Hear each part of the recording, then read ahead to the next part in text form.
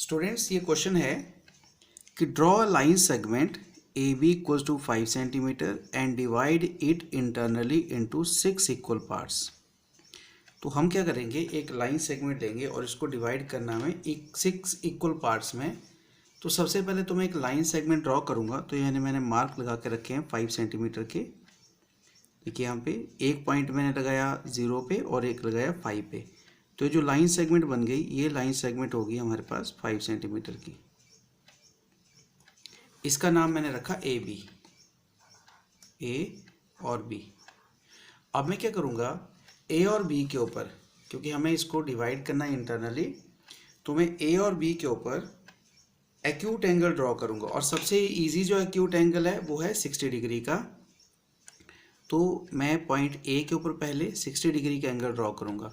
तो 60 डिग्री का आपको एंगल ड्रॉ करने आता है, तो ये हो गया हमारे पास 60 डिग्री का एंगल पॉइंट ए के ऊपर।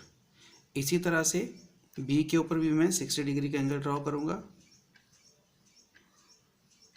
दोनों तरफ इक्वल एंगल आएंगे, तो ये मेरे पास आ गया 60 डिग्री का एंगल। अब मैं इसको बढ़ा देता हूँ, ये एंगल ड्रॉ कर देता हूँ। ये भी 60 डिग्री का एंगल है और ये भी 60 डिग्री का एंगल है। ठीक है।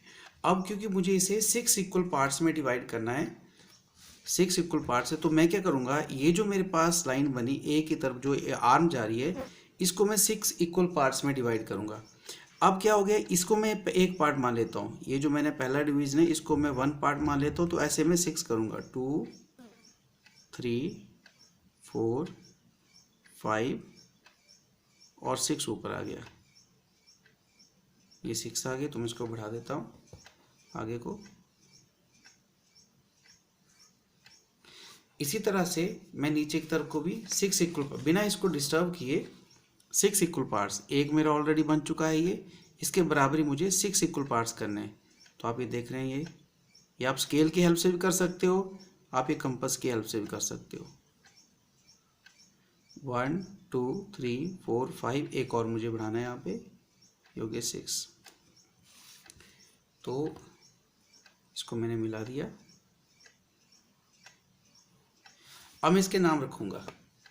तो ये जो मेरे पास है बी की तरफ का, इसको मैं रखूँगा B1 जो फर्स्ट पार्ट है, फिर B2 B3 B4 B5 और B6।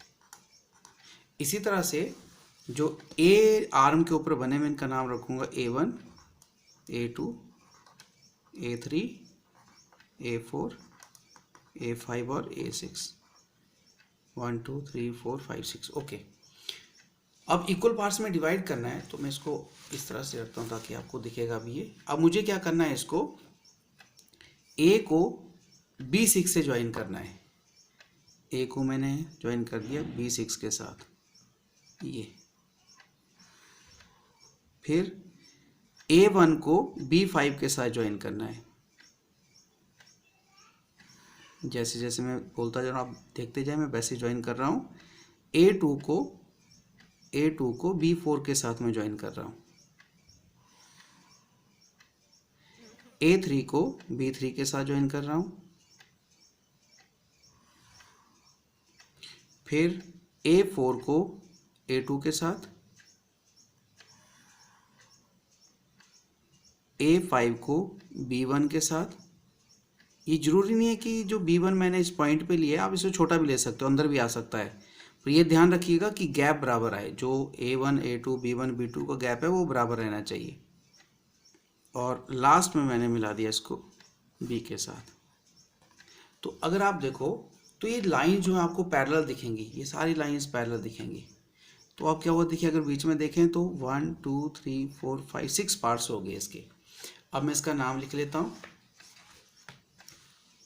ये मेरे पास, इसका मैं नाम लिखता है C D E F G और B आ गया। तो रिजल्ट ये है कि जो AC है वो CD के बराबर इक्वल पार्ट्स हैं, तो ये बराबर होंगे। ये DE के बराबर हो जाएगा, ये EF के बराबर हो जाएगा और ये FG के बराबर हो जाएगा और जो GB के बराबर हो जाएगा। ये सारे आपस में इक्वल पार्ट हुए, 6 इक्वल पार्ट्स में इसने डिवाइड कर दिया। स्टूडेंट सेकंड क्वेश्चन है, draw a line segment of length 6.4 centimetre and divide it into 4 equal parts internally and measure each part. तो ये भी सेम ही है, उसमें 6 पार्ट्स थे, इसमें 4 पार्ट्स आएंगे। तो हमने क्या किया, ए बी जो है उसको लिया 6.4 सेंटीमीटर, यहाँ पे ए बी 6.4 सेंटीमीटर है। फिर दोनों तरफ हमने एंगल जो ड्रॉ किए वो 60 डिग्री के हैं, तो इन एंगल्स को मैं बना दूंगा। यहाँ पे मैंने ऑलरेडी एक आर्क काटी हुई, जो पिछले क्वेश्चन में किया वो सेम ही है। ये हमारे पास बन गए दोनों तरफ के एंगल्स 60 डिग्री। अब मुझे क्या करना है, इसे 4 पार्ट्स में डिवाइड करना है। तो मैं क्या करूँगा, यहाँ पे अभी ये सेम आर्क से आर्क लगा के हम इसको 4 इक्वल पार्ट्स करेंगे। ये हो गया 1, ये हो गया 2, ये 3 और ये 4। इसी तरह से बी से स्टार्ट करेंगे बिना इसको डिस्टर्ब किए हुए आर्क को, कंपास को। 1 2 3 और 4 आ गया। अब मैं इसको लिख देता हूँ नाम इनके। जो ए से हमने स्टार्ट किए इनको लिखेंगे, ये जो हमारा फर्स्ट पॉइंट ये हो जाएगा A1, सेकंड पॉइंट हो गया A2, A3 और A4। इसी तरह से जो हमने बी से स्टार्ट किए ये हमारे पास हो जाएंगे B1, B2, B3 और B4, क्योंकि 4 इक्वल पार्ट्स में करना है। अब काम क्या रहेगा इसमें, हमें किनको ज्वाइन करना है। तो ज्वाइन किसको करना है, A4 को B के साथ, A4 को हमने ज्वाइन करना है B के साथ। तो ये मैंने मिला दिया इसको। फिर A3 को B1 के साथ, सेम ही है जो पिछले में हमने 6 पार्ट में किया था, सेम यहाँ पे 4 पार्ट्स है। डिफरेंस कोई नहीं है, सब कुछ सेम रहेगा। एंगल 60 डिग्री के दोनों तरफ बनेंगे।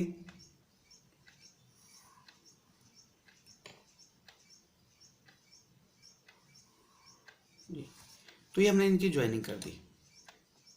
तो ये हमारे पास जो है ये बन गए 4 इक्वल पार्ट्स, 1 2 3 4। अब इसका मैं नाम होता है C, इसका D और इसका E। अब यहाँ पे जो रिजल्ट आएगा कि जो AC है वो CD, DE और BE सारे आपस में इक्वल हैं। अब हैं कितने, तो हम क्या करेंगे, विद हेल्प ऑफ स्केल इनको मेज़र करेंगे। तो ये अप्रॉक्सीमेटली जो मेरे पास आ रहा है 6.4 का डिवीज़न है, तो ये है यहाँ पे आ गया हमारे पास